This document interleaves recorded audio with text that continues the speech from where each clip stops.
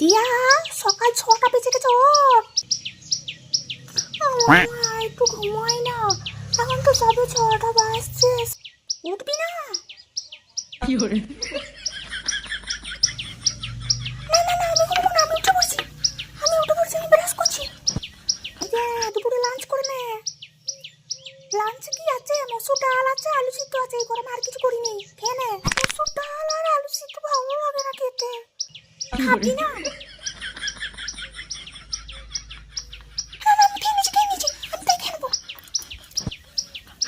বিকাল হয়ে গেছে, নে তরমুজ নে, একটু তরমুজ খেয়ে নে।